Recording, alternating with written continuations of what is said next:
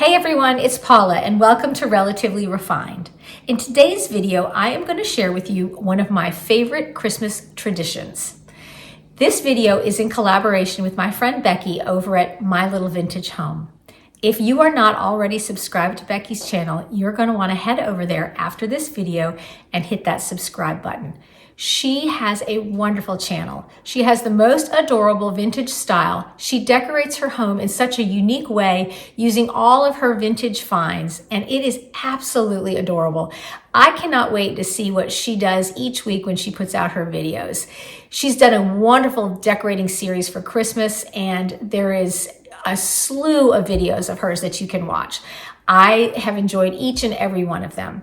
So please head over to her channel after you watch this video and let her know you're coming over from Relatively Refined. We're so happy to be collaborating with Becky again. And if you're coming over from Becky's channel, we want to say thank you so much. We would love for you to subscribe and become part of the Relatively Refined family.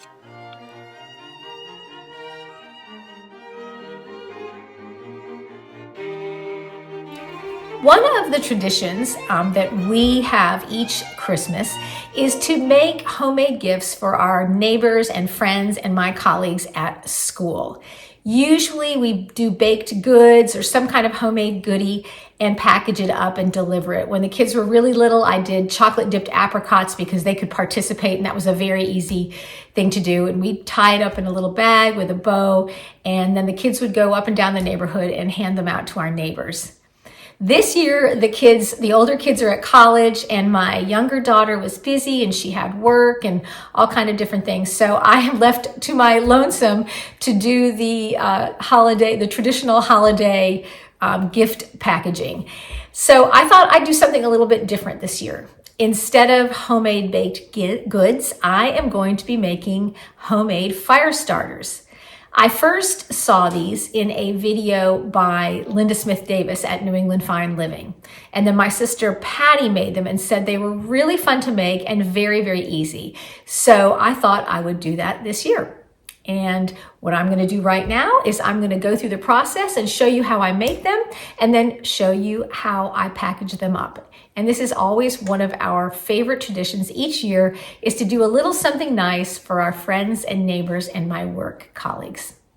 All right, let's get started with those fire starters. Here is what I'm going to start with for the fire starters. So back here, I have a little bowl with some pine needles cut up into it. These are the full pine needles, and I just got these off from a tree that had fallen down nearby, and I cut off some branches, and then I cut the pine needles up into little pieces. I have some little tiny pine cones. These are the wicks. I have some whole cloves back here. Then I do have some scented wax warmers. I'm going to put one of these little cubes in each batch just to give it a little smell. It's more for when they are unburned than for when they're burning. And this is some fresh rosemary, and I was given a huge bag of rosemary by one of the teachers at school. So I thought I would use that and put some of that in the fire starters. And then over here are my beeswax pellets. So the first thing I need to do is get my beeswax melting. Let me go ahead and get that. So over on my stovetop, I have a pot of boiling water going. And then over here, I've got my beeswax pellets in this pot with one of the wax melts. Now this pot I got at the thrift store because it will ruin your pots. You cannot use one of your good pots to melt the wax in.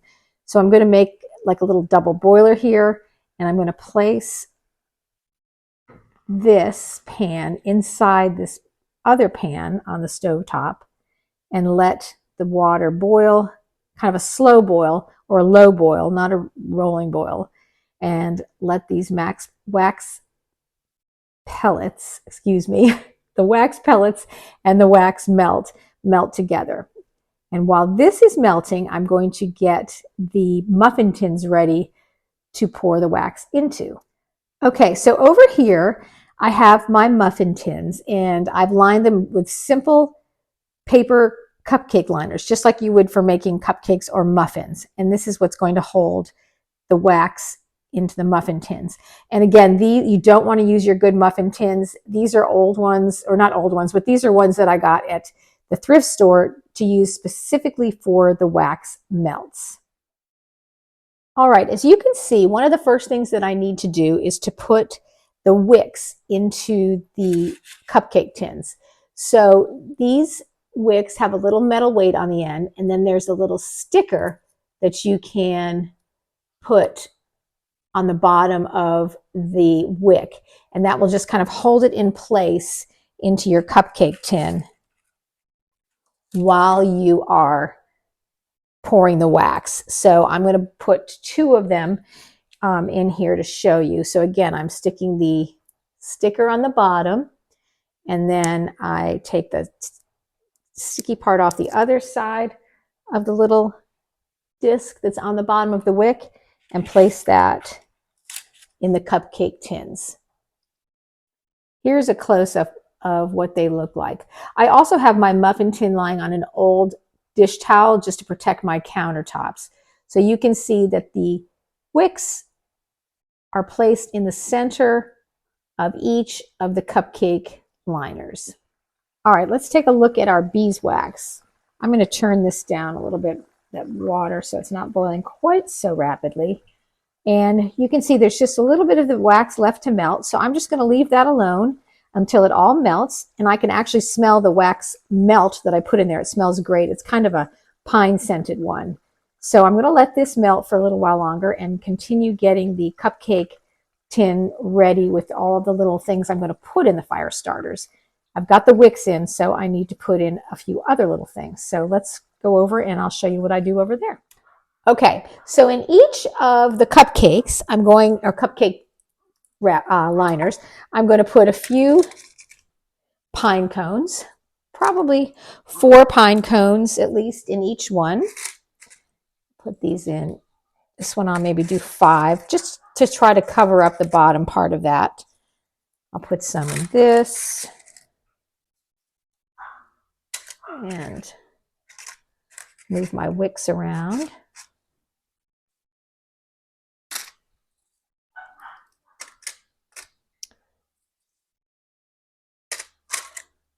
All right, and then I'm going to pull off a little bit of rosemary to put the rosemary in each one of these.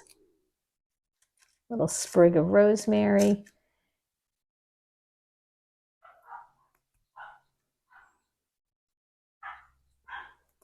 You can hear, I don't know if you can hear that, but the dogs are outside and they're barking and having a big old time out there. Let me see.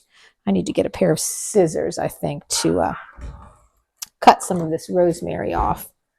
So I'll cut a little bit into each one. All right, so we've got some pine cones and some rosemary in each one. And then I'll sprinkle a few pine needles in there.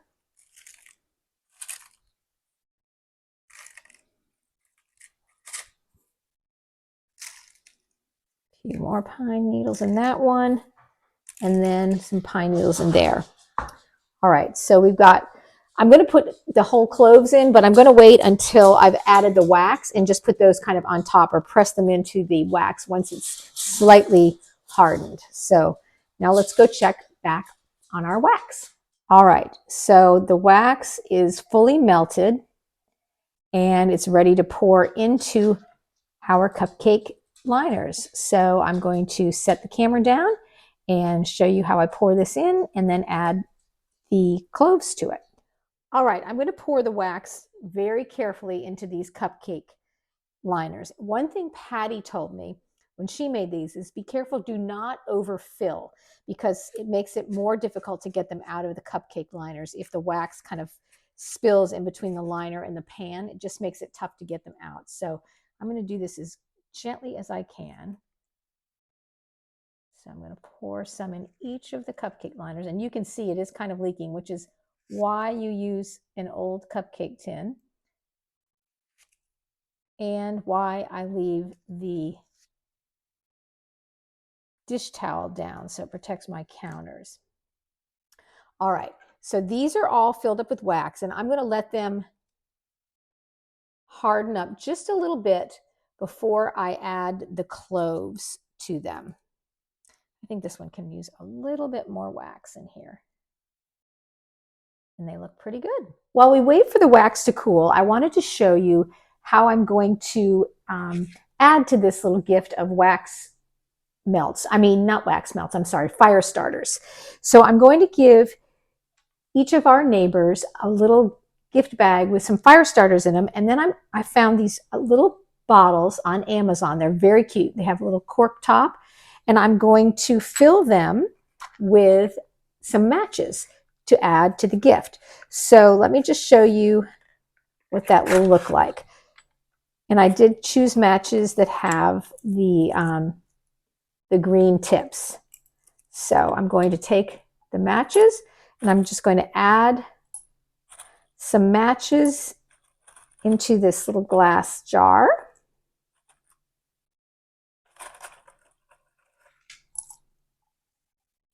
And I just think that makes a nice accompaniment to that. So we've got the glass jar, you've got the matches in it. I'm going to put the cork on.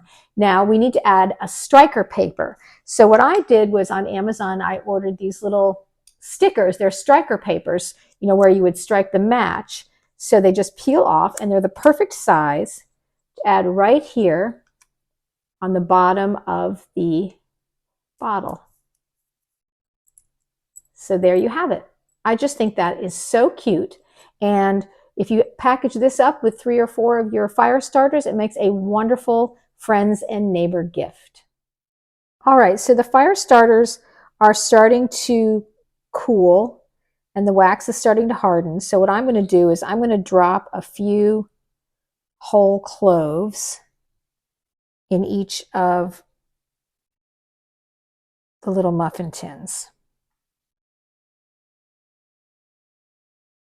And those are really more for looks than anything. So once these have fully cooled, I will show you what they look like, and then I will show you how I package them up with a little match accompaniment. Okay, and here is what the fire starters look like. I have them in this cute little Christmas tin. I got this at the thrift store, and you can see that in my unexpected thrift haul video, which I will link for you. So I have put about 5 fire starters in there with some tissue paper. And then I have the little matches in the bottle with a bow tied around it. So I'll just tuck that inside the tin like that. And then, you know, it looks pretty like this, but I will close it all up and make it fit. And then we will deliver these to our friends and neighbors. And that is one of our favorite Christmas traditions. Thank you so much for spending part of your day with me today. I really appreciate it. I hope you enjoyed the video. On the screen, you will find some more relatively refined videos that I think you'll enjoy. All right, take care, and I will see you in the next video. Bye-bye.